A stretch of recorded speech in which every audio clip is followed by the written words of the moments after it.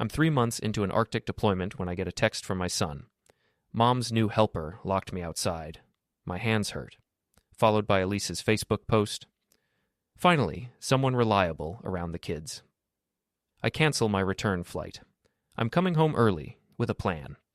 Before we dive deeper into this story, I have one small request. Please subscribe, drop a like, comment, and hit that hype button to boost this channel so more people can discover these incredible Reddit stories. The C-130 transport plane touches down at Elmendorf Air Force Base at 0600 hours, but I'm not scheduled to be back in Coldwater, Alaska for another 2 weeks. The irony isn't lost on me. I've spent the last 3 months teaching Arctic survival to fresh-faced Marines, while my own family was freezing me out back home. My name is Garrett Hale, and I'm 40 years old with 15 years of military reconnaissance under my belt. I know how to read terrain, how to spot an ambush, and how to survive in conditions that would eliminate most people. What I apparently don't know is how to keep my wife from replacing me with some drifter while I'm serving my country. The drive from Anchorage to Coldwater takes 4 hours on a good day.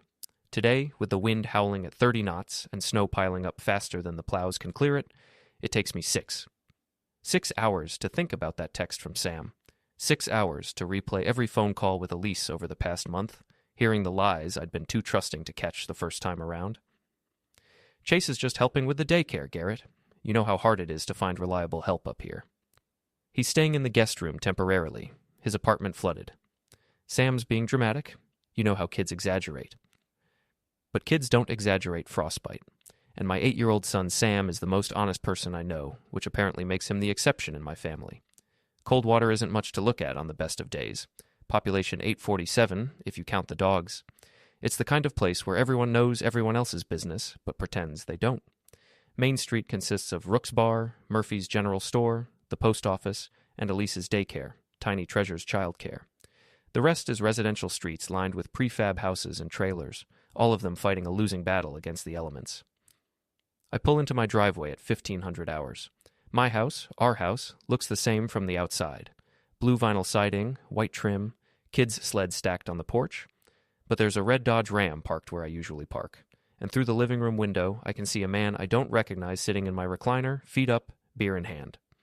This must be Chase Grady, the helper. I sit in my truck for 5 minutes, engine running, watching. The man is younger than me, maybe late 20s, with the kind of build that comes from manual labor rather than military discipline. He's wearing a wife beater and jeans, laughing at something on TV. My TV, in my house. Through the kitchen window, I can see Elise moving around, probably making dinner. She's wearing makeup, which she never bothered with when I was home. Her hair is done up nice, and she's got on that blue sweater I bought her for Christmas 2 years ago. The one she said was too fancy for every day. I don't see Sam anywhere. I grab my duffel bag and head for the front door. I've got my key, but I knock anyway. Call it professional courtesy. Elise opens the door, and her face goes white. Garrett, you're early. I thought... Change of plans, I say, stepping inside without waiting for an invitation. Where's Sam? He's at Mrs. Fenn's. I thought you weren't coming back until... Where's Sam? I repeat, and my voice has that edge that makes recruits stand up straighter. Chase has muted the TV and is looking at me with the kind of lazy confidence that tells me he's not military, never was military, and probably tells people he was military. He's got soft hands and a gut that says he's never missed a meal. You must be the husband, he says, not bothering to get up. Chase Grady. I've been helping Elise with the daycare. I look at him for a long moment. Is that what we're calling it? Elise jumps in fast. Chase has been wonderful with the children, and he's been such a help around the house while you've been gone. I bet he has. I drop my duffel bag and walk to the kitchen. The sink is full of dishes, plates for 2 adults, 1 child's bowl.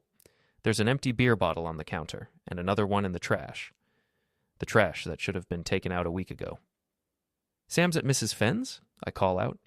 Yes, he's having dinner there tonight. I thought it would be nice for him to have some variety. I pull out my phone and call Mrs. Fenn. She picks up on the second ring. Garrett, oh, thank goodness you're home. That poor boy has been here since this afternoon. His little fingers were so cold when he came to my door. I'll be right over to get him? Actually, he's already asleep. Why don't you let him stay the night? We can talk in the morning. I hang up and turn to face Elise and her helper. They're standing close together now, and I notice Chase has put his hand on the small of her back. Territorial. So, I say, leaning against the kitchen counter, Sam was locked outside today, in 30-degree weather, Want to explain that? Chase speaks up before Elise can answer. Kid was being mouthy. Sometimes you got to teach them respect. Respect. I nod slowly. And you taught my son respect by locking him outside in freezing weather. He's fine, isn't he? Little cold never hurt nobody. I look at this man, this stranger who's been living in my house, eating my food, sleeping in my guest room, and apparently disciplining my child, and I make a decision. You know what, Chase? You're absolutely right. A little cold never hurt nobody. I walk to the front door and open it wide. Why don't you go get some fresh air? Take your time. What the hell is that supposed to mean? It means get out of my house. Elise steps forward. Garrett, you can't just... Can't what? Can't ask a stranger to leave my own home? Can't object to some drifter putting his hands on my son? I look at Chase, who's finally stood up from my chair. You've got 30 seconds to collect your things and get out. Clock's ticking. Chase puffs up his chest. I don't think so, buddy. Elise asked me to stay, and I'm staying. Elise doesn't own this house. I do, and I'm asking you to leave. And if I don't? I smile, and it's not a nice smile. Then you'll find out what 15 years of military training looks like when it's not constrained by rules of engagement. For a moment, I think he might actually try something. His hands clench into fists, and he takes a half step toward me. But then he looks in my eyes and sees something that makes him reconsider. This is bullshit, he mutters, but he's already moving toward the hallway. Elise, tell him. Just go, Chase. We'll figure this out. He stomps off to gather his things, and I turn to my wife. She's crying now, but they're angry tears, not sad ones. Happy now? She says. You've ruined everything. I've ruined everything. Elise, I came home to find a stranger living in my house and my son locked outside in the cold. What exactly did I ruin? Chase has been helping me. The daycare is doing so well, and I needed the extra hands. You're never here, Garrett. Never. And when you are here, you're just... distant. So you replaced me. I didn't replace you. I needed someone who was actually present. Chase comes back with a duffel bag of his own and a cardboard box. He stops in front of me, and for a second I think he might try to salvage his pride with a parting shot. This ain't over, he says. Yeah, it is. I follow him to the door and watch as he loads his truck. The engine turns over with a rough cough, and he backs out of the driveway with enough speed to spray gravel against the garage door. When I turn around, Elise is standing in the hallway with her arms crossed. You can't just throw people out, Garrett. This is my home, too. Our home. And our son. And that man put his hands on our son. He was disciplining him. Sam was being disrespectful. To who? To the stranger living in our house? To the man who's been sleeping 20 feet away from our child while I'm deployed? I can feel my voice rising, and I force myself to take a breath. Elise, what the hell is going on here? She doesn't answer right away. Instead, she walks to the kitchen and starts washing dishes with more force than necessary. I was lonely, okay? You're gone all the time, and when you're here, you're thinking about the next deployment. I needed help with the daycare, and Chase was available. How available? She stops scrubbing and turns to look at me. What's that supposed to mean? It means I want to know exactly how helpful Chase has been. He's been helping with the children and doing some work around the house. That's all. That's all. Yes. I walk over to the kitchen table, where there's a stack of mail. Bills, mostly, but also a credit card statement. I open it and scan the charges. Dinner for 2 at Murphy's. Dinner for 2 at the diner in Anchorage. A hotel room in Anchorage. Elise. She looks over and sees what I'm holding. Her face goes red. We went to Anchorage for daycare supplies. The truck broke down, so we had to stay overnight. In one room? It was cheaper. Right. I fold the statement and put it back on the table. How long has this been going on? Nothing's going on. You're being paranoid. Am I? I pull out my phone and show her Sam's text. My son texted me because your helper locked him outside. A 8-year-old boy was so scared and cold that he reached out to his father, who's 3,000 miles away. Does that sound like nothing to you? She reads the text, and some of the fight goes out of her. Sam exaggerates. Sam doesn't lie, unlike some people. What's that supposed to mean? It means I'm going to get my son, and then you and I are going to have a very long conversation about what happens next. I grab my keys and head for the door. Where are you going? To get Sam. He's sleeping at Mrs. Fenn's tonight. But first thing in the morning, he's coming home, and when he does, I want to make sure there are no more surprises waiting for him. I drive the 3 blocks to Mrs. Fenn's house in silence. She's waiting for me on her porch, wrapped in a thick coat. "How is he?" I ask. "Sleeping like a baby now. But Garrett, his hands were so cold, and he was scared, really scared." "What did he tell you?" "He said Chase told him to go outside and think about what he'd done wrong, but the boy couldn't figure out what he'd done wrong. He'd just asked for a snack." I feel something cold settle in my chest, and it's not the Alaska wind. "Did he say anything else?" "He said Chase has been mean to him for weeks, and that his mother tells him not to bother you with complaints because you have important work to do." I close my eyes and count to 10. When I open them, Mrs. Fenn is looking at me with concern. "What are you going to do, Garrett?" "I'm going to fix this," I tell her, one way or another. The next morning, I pick up Sam at Mrs. Fenn's house. He runs to me like he hasn't seen me in years instead of months, and when I hug him, I can feel how much thinner he's gotten. "Dad, I knew you'd come back early, I knew it." "Of course I came back. Are you okay? Mrs. Fenn said you were locked outside yesterday." His face falls a little. "Chase said I was being disrespectful, but I just asked for a snack, and Mom was busy with the daycare kids." "What else has Chase been doing while I've been gone?" Sam looks around nervously, like he's checking to make sure we're alone. "He yells a lot, at me and at the daycare kids, and he makes Mom cry sometimes, but then she laughs real loud like she's trying to cover it up." "Has he ever hit you?" "No, but he grabs my arm sometimes when he's mad, really tight." Sam rolls up his sleeve and shows me finger-shaped bruises on his upper arm. They're fading, but they're definitely there. I take pictures with my phone. "Dad, are you and Mom getting divorced?" The question hits me like a punch to the gut. "Why would you ask that?" "Because Chase told Mom that you probably wouldn't come back from Alaska, and Mom said maybe that would be for the best." I kneel down so I'm at eye level with my son. "Listen to me, Sam. I will always come back for you. Always. Do you understand?" He nods, but I can see the doubt in his eyes. Some stranger has been living in his house for weeks, telling him his father might not come back, and his mother hasn't contradicted it. "Are we going home now?" "We're going home, but first we're going to stop by Rook's place. I need to talk to an old friend."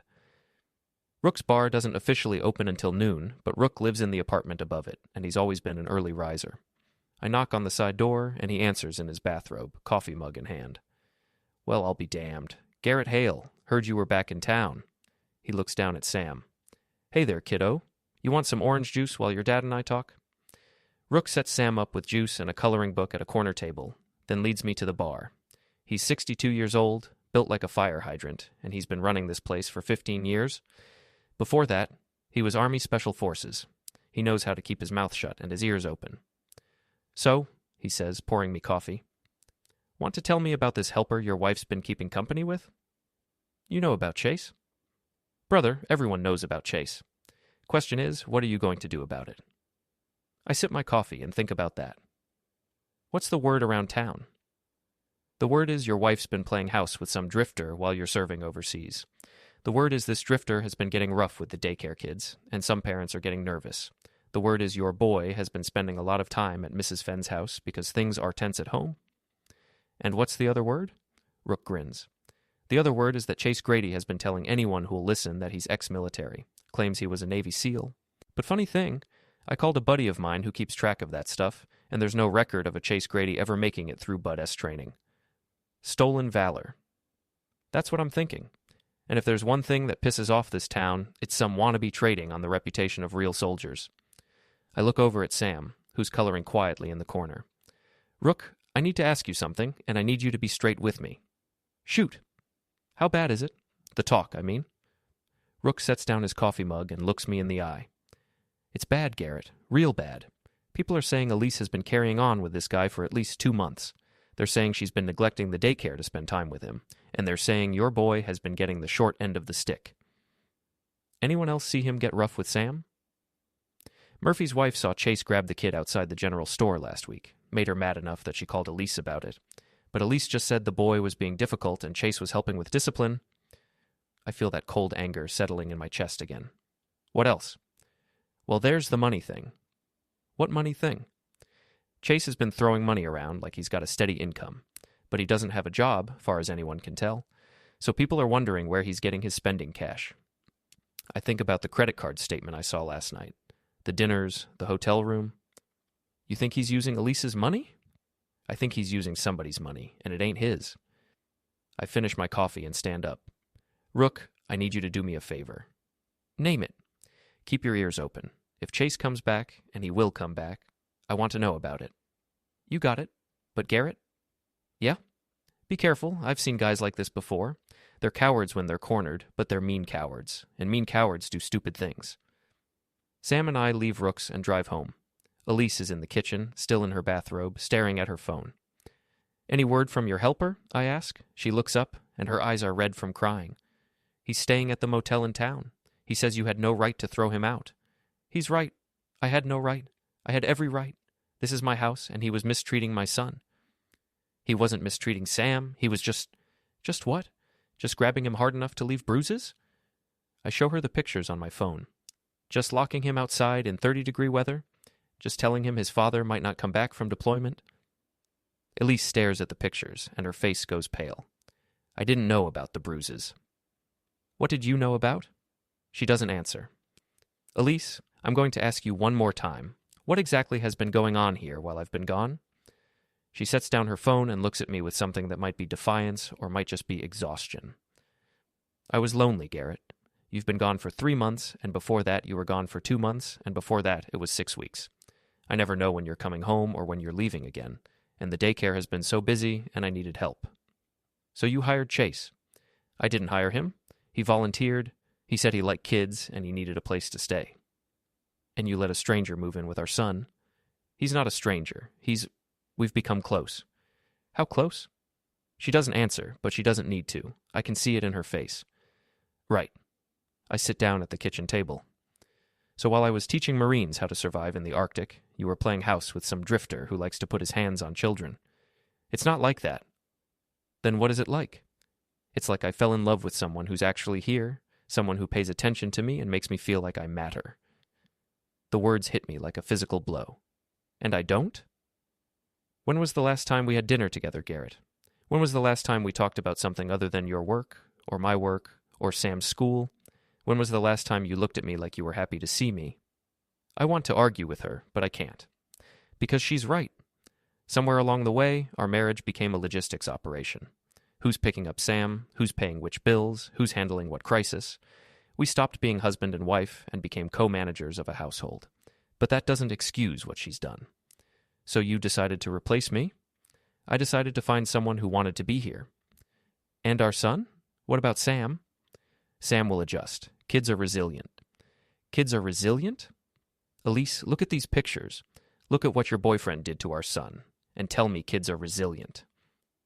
She looks at the pictures again, and this time she starts crying.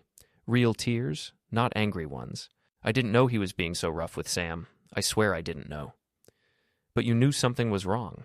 Sam's been staying at Mrs. Fenn's house more and more. He's lost weight.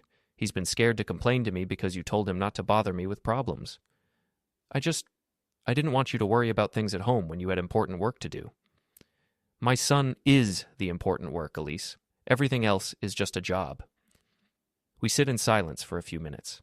Sam has gone to his room to play, and the house feels eerily quiet. Finally, Elise speaks up. What happens now? Now you call Chase and tell him it's over. You tell him to stay away from this house and away from our family. And if I don't? I look at her for a long moment. Then I'll tell him myself, and I don't think he'll like my version of the conversation as much as yours. She picks up her phone and dials. I can hear it ringing, then Chase's voice on the other end. Chase? It's me. We need to talk? She walks into the other room, but I can still hear most of the conversation. It starts quiet, but gets louder fast. No, you can't come back here, because my husband is home. I know what I said, but things have changed. No, I'm not choosing him over you. This is just how it has to be right now. Then I hear Chase's voice, loud enough that I don't have to strain to listen. You think you can just use me and throw me away? It doesn't work like that, baby. I've got too much invested in this. What do you mean? I mean, I know things. About the daycare, about the money, about what really happened to that kid who got hurt last month.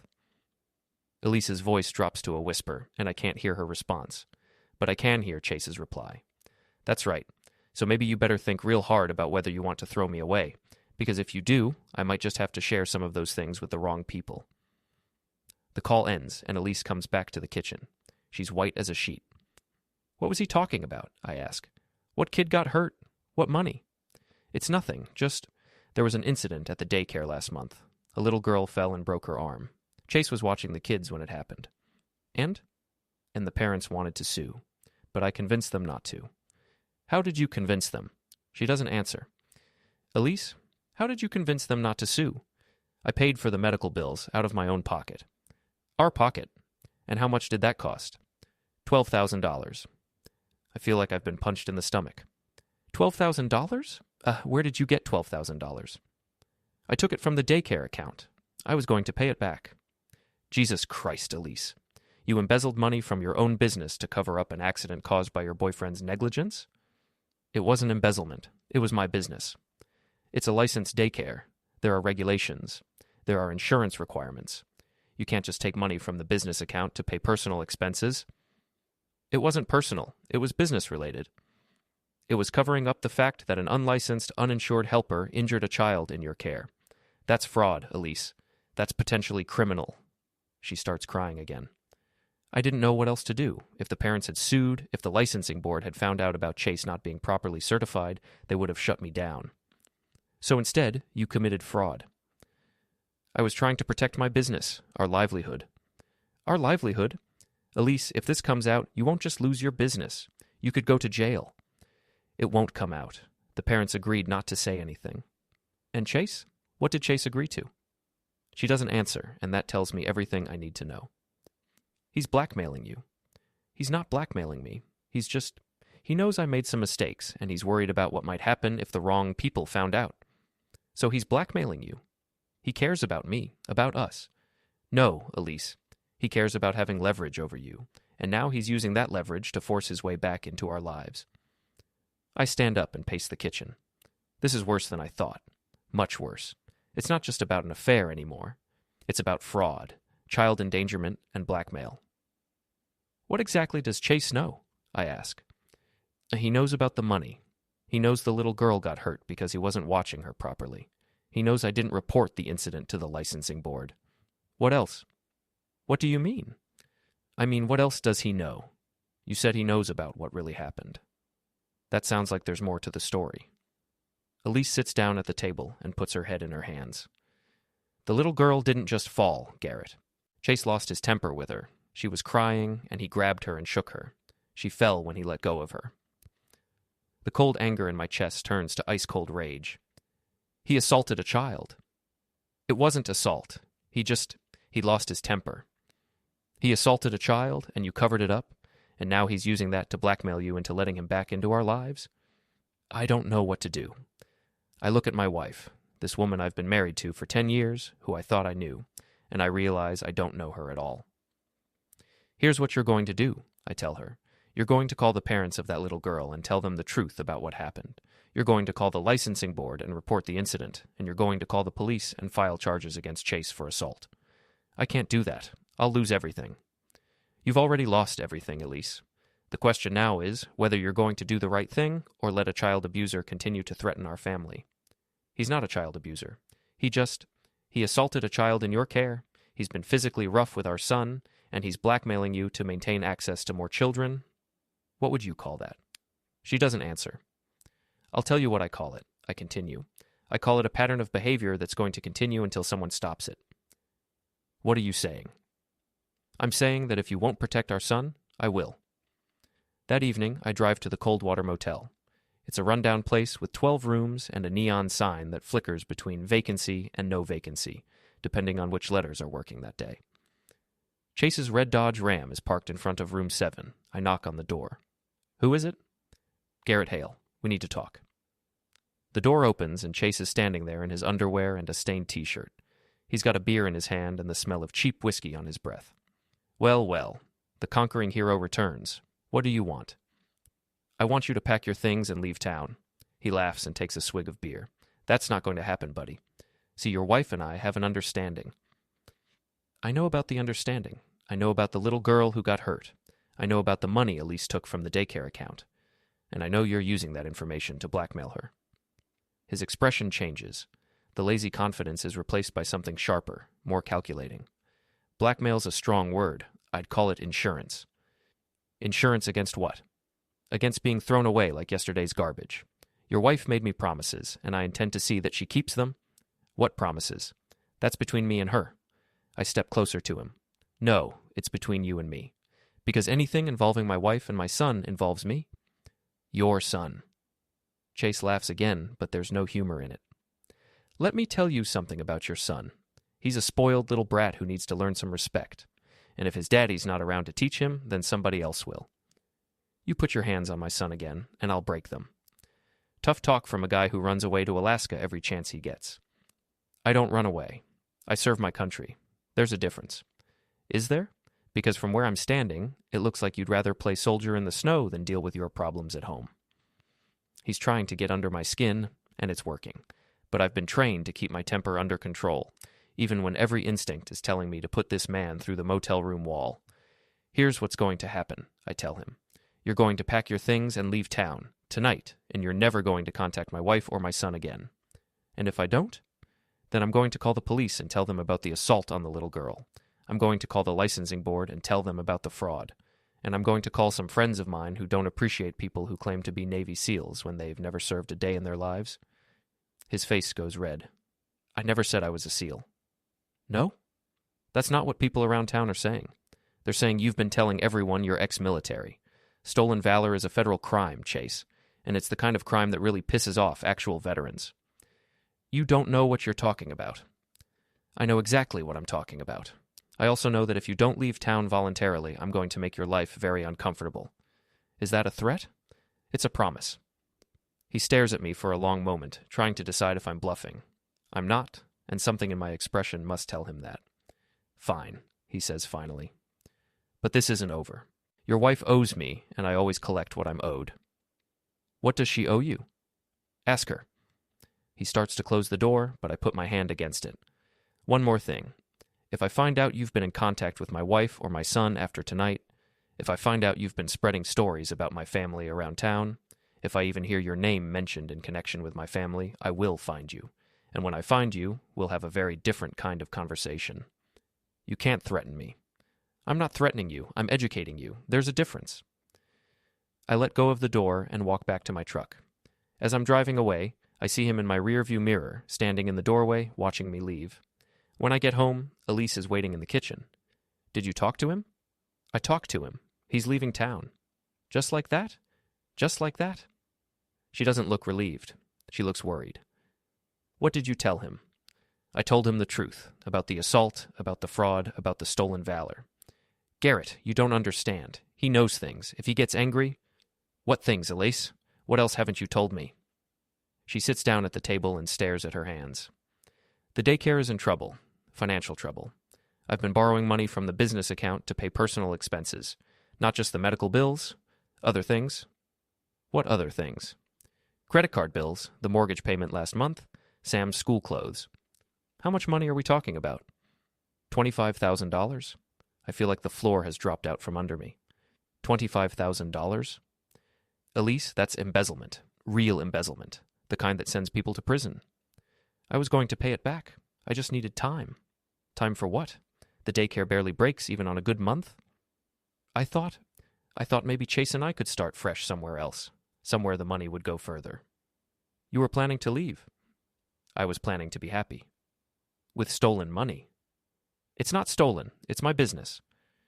It's a licensed business with regulatory oversight and tax obligations. The money in that account doesn't belong to you personally. It belongs to the business entity. I didn't know. You knew enough to hide it from me. She starts crying again. I'm sorry. I'm so sorry. I never meant for things to get this complicated. Complicated? Elise, you've committed multiple felonies. You've endangered children. You've put our family at risk of criminal prosecution. This isn't complicated. This is a disaster. What are we going to do? We are going to do nothing. You are going to call a lawyer first thing in the morning. You're going to tell them everything, and then you're going to do whatever they tell you to do to try to minimize the damage. What about us? What about our marriage? I look at her for a long moment. This woman who I've loved for 10 years, who I've built a life with, who I've trusted with everything that matters to me.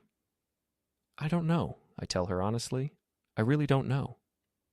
The next morning, I wake up to the sound of my phone buzzing. It's a text from Rook. Your boy Chase didn't leave town. His truck's still at the motel. I get dressed and drive to the motel. The red Dodge Ram is still parked in front of room 7, but when I knock on the door, there's no answer. I walk around to the back of the building and look through the window.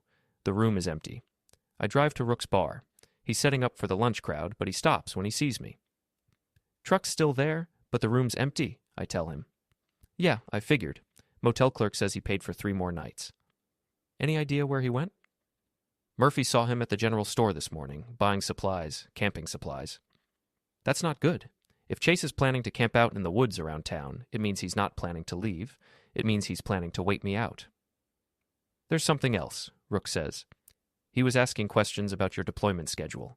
When you're supposed to leave again, how long you'll be gone. I'm not scheduled for another deployment for 6 months. He doesn't know that. I think about this. Chase is operating on the assumption that I'll be leaving again soon, and when I do, he'll have clear access to Elise and Sam again. Rook, I need another favor. Name it. I need you to spread the word that I'm being reassigned, permanent duty station, no more deployments. You want me to lie? I want you to protect my family. He nods. Consider it done. I spend the rest of the day making phone calls, first to a lawyer who confirms that Elise is in serious legal trouble, then to the licensing board to report the incident with the little girl, then to the parents of the little girl to tell them the truth about what happened. That last call is the hardest one I've ever made. Mrs. Patterson, this is Garrett Hale, Elise's husband. I need to tell you something about the day your daughter broke her arm. The conversation lasts 20 minutes. By the end of it, Mrs. Patterson is crying, and I'm fighting not to. We trusted her, she says. We trusted her with our baby. I know, and I'm sorry. I'm so sorry. What happens now? Now you do whatever you think is right for your daughter, and I'll support whatever decision you make. When I hang up, I sit in my truck for a few minutes, trying to process what my life has become. 3 days ago, I was a soldier with a stable marriage and a routine deployment schedule. Now I'm the husband of a woman facing multiple felony charges and the father of a boy who's been terrorized by a predator. My phone buzzes. Text message from an unknown number. Your wife made me promises. I intend to collect, soon. I screenshot the message and forward it to the lawyer. Then I drive home to tell Elise that her world is about to collapse completely. The next few days pass in a blur of lawyers, phone calls, and damage control. The licensing board suspends Elise's daycare permit pending investigation. The parents of the little girl file both criminal charges and a civil lawsuit. And Chase Grady continues to send threatening text messages from various numbers. But the worst part is watching Sam try to make sense of what's happening to his family. Dad, why can't Mom work at the daycare anymore? Because she made some mistakes and now she has to fix them. What kind of mistakes? Adult mistakes. Nothing you need to worry about.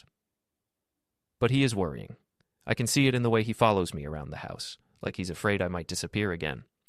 I can see it in the way he flinches when the phone rings, like he's expecting bad news. On Thursday morning, Mrs. Patterson calls me. Mr. Hale? I thought you should know.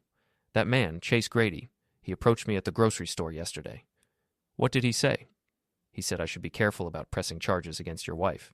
He said accidents happen, and sometimes they happen to people who don't mind their own business. Did you call the police? I called them as soon as I got home. They said they'd look into it, but there were no witnesses, so it's his word against mine. Mrs. Patterson, I want you to stay away from that man. If you see him again, don't engage with him. Just call the police. I'm scared, Mr. Hale. I have 2 other children, and I'm scared of what he might do. I understand, and I'm going to make sure he doesn't have the opportunity to do anything. After I hang up, I call the police myself. The officer I speak with is sympathetic, but not particularly helpful. We can't arrest him for having a conversation in a grocery store, Mr. Hale. If he makes specific threats, if he follows her, if he comes to her house, then we can do something. So you're going to wait until he actually hurts someone? We're going to follow the law, and the law requires evidence of criminal behavior. What about the assault on the child at the daycare? And that's being investigated. But it happened 6 weeks ago, and the only witnesses are a 4-year-old girl and your wife, who admits she has reasons to lie. I hang up feeling frustrated and helpless. The system is designed to protect people like Chase, who know exactly how far they can push without crossing legal lines. But I'm not bound by the same constraints as the police. That evening, I'm helping Sam with his homework when Elise comes into the kitchen. She looks like she hasn't slept in days, which is probably accurate. I need to tell you something, she says. What now? Chase called me today. He He wants to meet. Absolutely not. He says if I don't meet with him, he's going to start talking to people. About the money, about the daycare, about everything. Let him talk. The truth is already coming out. He says he has pictures. Pictures of what? Of us. Together. He says he'll send them to your commanding officer if I don't meet with him. I look at her for a long moment. You let him take pictures? I didn't let him. He took them without me knowing, on his phone. Intimate pictures? She nods, and I see shame and fear warring in her expression. Where does he want to meet? The old playground behind the elementary school, tomorrow night at 8. You're not going. Garrett, if those pictures get out. If those pictures get out, we'll deal with it, but you're not meeting with him alone. He said to come alone. I'm sure he did. Sam looks up from his math worksheet. Dad, who are you talking about? Nobody, buddy. Just finish your homework. But Sam is 8, not stupid. He knows something is wrong. After I put him to bed, I sit down with Elise in the living room. Here's what's going to happen. I tell her, you're going to call Chase and tell him you'll meet him tomorrow night. But you're not going alone. He'll see you coming. No, he won't. The next evening, I drop Sam off at Mrs. Fenn's house and drive Elise to the elementary school. The playground is at the back of the property, surrounded by trees and not visible from the street. It's the kind of place where someone could have a private conversation without being overheard, or where someone could be hurt without being seen. I don't like this, Elise says as we sit in the parking lot. Neither do I, but we're going to end it tonight. What if he really does have pictures? Then he has pictures. We'll survive. What if he gets violent? He won't. How can you be sure? Because I'm not going to give him the chance. I walk her through the plan one more time. She's going to meet Chase at the playground and let him say whatever he wants to say. I'm going to be hidden in the trees, recording everything. If he threatens her, if he tries to hurt her, if he does anything that crosses a legal line, I'll have evidence. And if he does something that crosses my personal lines, I'll handle it differently. At 7:45, Elise walks across the playground to the swing set. I'm positioned about 50 yards away, behind a cluster of pine trees, with a clear view of the meeting spot and a digital recorder running. Chase emerges from the trees on the opposite side of the playground at exactly 8 o'clock. Even from a distance, I can see that he's agitated. His movements are sharp and aggressive, and he's gesturing as he walks. You're late, he says when he reaches Elise. I'm not late. It's exactly 8 o'clock. Don't get smart with me. I'm not in the mood. What do you want, Chase? I want what you promised me. I want what I'm owed. I never promised you anything. Bullshit. You promised me we'd be together. You promised me we'd start fresh somewhere else. That was before my husband came home. Things have changed. Things haven't changed. You're just scared. Of course I'm scared. My whole life is falling apart. Your life is falling apart because you're making bad choices. You're choosing him over me. I'm choosing my son over you. There's a difference. Chase moves closer to her, and I can see his hands clenching into fists. Your son is a spoiled brat who needs to learn respect, and you're a weak woman who doesn't know what's good for her. Don't talk about my son. I'll talk about whoever I want to talk about, including your husband, the great war hero who runs away every time things get difficult. Garrett doesn't run away. No? Then where has he been for the last 3 months? Where was he when you needed him? He was serving his country. He was hiding, just like he's hiding now. Elise takes a step back. What do you mean? I mean he's watching us right now. Isn't that right, Garrett? He knows I'm here. Chase turns toward the trees where I'm hidden and raises his voice. Why don't you come out and join the conversation? I know you're there. I have 2 choices. I can stay hidden and hope he's bluffing, or I can come out and take control of the situation. I choose option 2. I step out of the trees and walk across the playground. Chase grins when he sees me. There he is, the conquering hero. Hello, Chase. Did you get everything you wanted on that little recorder, or should I repeat the good parts? I look at Elise, who's staring at me with a mixture of fear and confusion. How did you know I was here? I asked Chase. Because I'm not stupid. You think I didn't know you'd try something like this? You think I didn't plan for it? What did you plan for? I planned for you to be here when I do this. He pulls out his phone and shows me the screen. It's a photo of Elise, naked from the waist up, clearly taken without her knowledge. 1 button, he says. 1 button, and this goes to your commanding officer, your son's school, and every parent who ever used your wife's daycare. Elise makes a sound like she's been punched in the stomach. What do you want? I ask. I want your wife to honor her commitments. I want her to leave with me tonight, and I want you to stay out of our way. That's not going to happen. Then your wife's reputation gets destroyed, your military career gets destroyed, and your son gets to grow up knowing that his mother is the town whore. The recorder in my pocket is still running. Everything he's saying is being captured, but I know it won't be enough to stop him from following through on his threats. You know what I think? I say, taking a step closer to him. What's that? I think you're a coward who preys on women and children because you're too weak to face a real man. His face goes red. You want to test that theory? I want to end this. Right now. Fine by me. He puts the phone back in his pocket and takes a swing at me. I've been expecting it, so I'm ready. I duck under his punch and drive my fist into his solar plexus. He doubles over, gasping for air. Stay down, I tell him. But he doesn't stay down. He comes up with a knife. Now we're talking, he says, waving the blade in front of him. Chase, don't, Elise says. Please. Shut up. This is between me and your husband.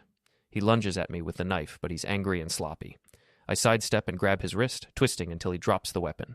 Then I drive my knee into his ribs and hear something crack. He goes down hard and stays down this time. My phone, he gasps. Get my phone.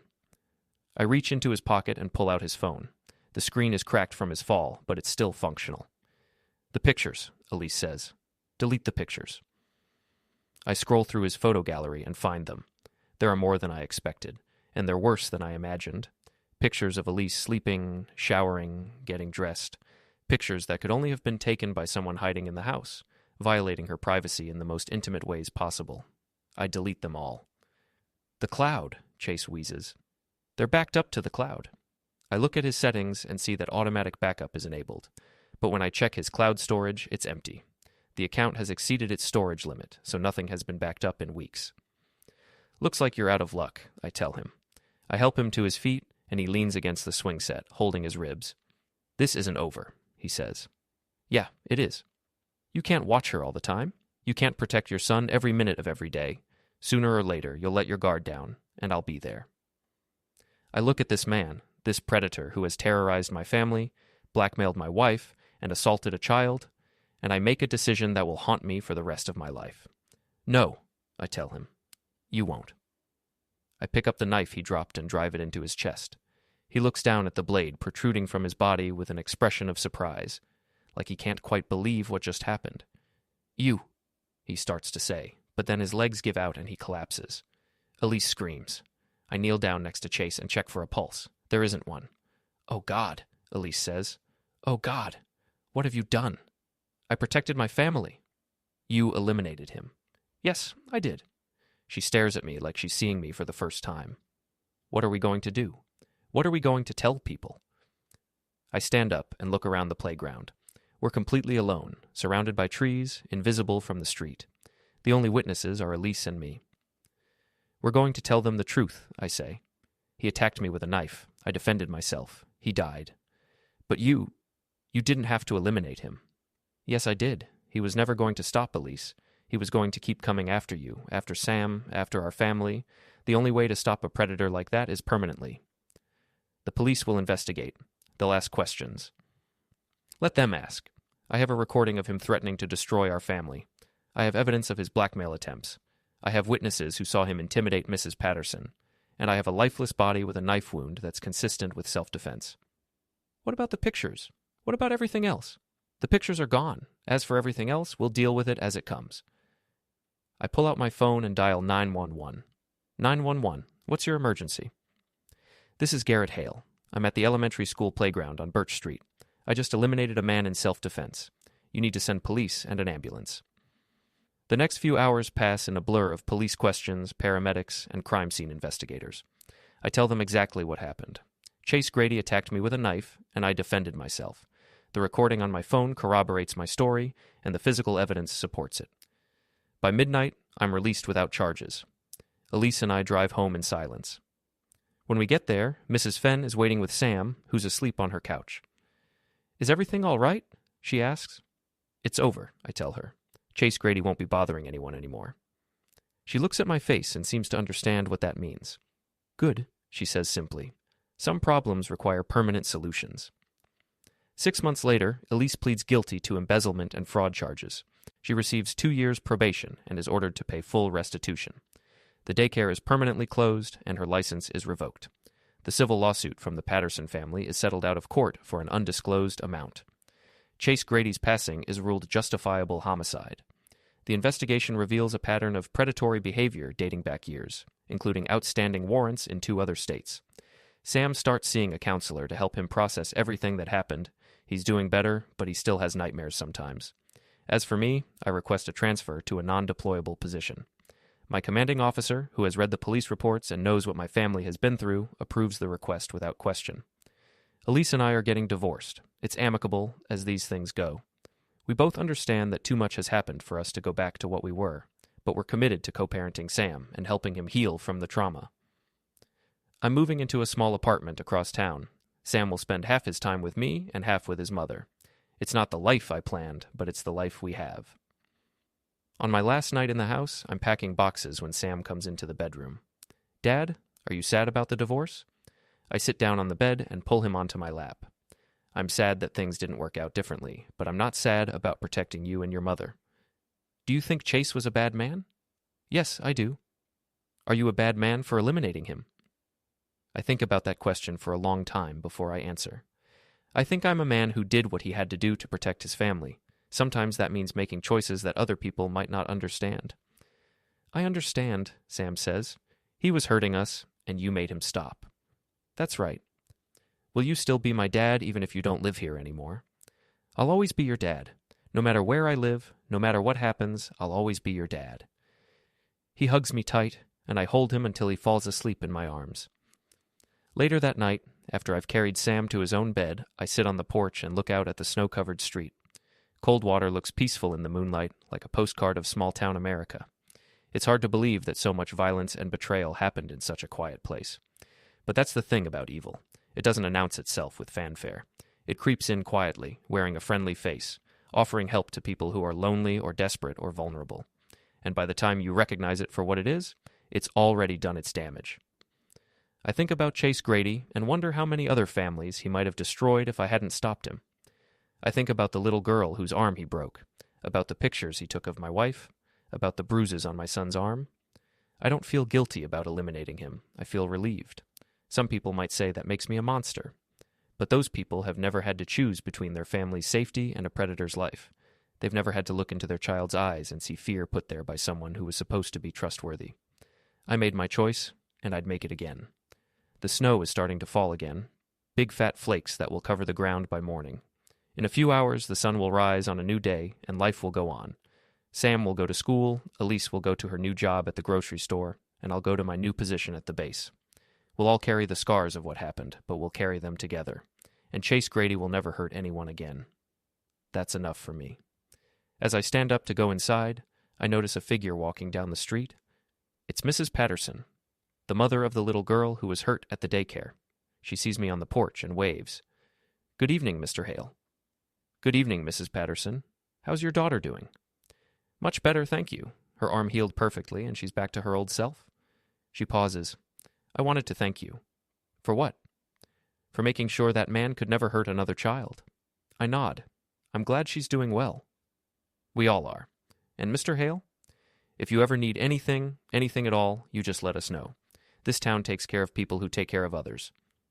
She continues down the street, and I watch until she disappears into the darkness.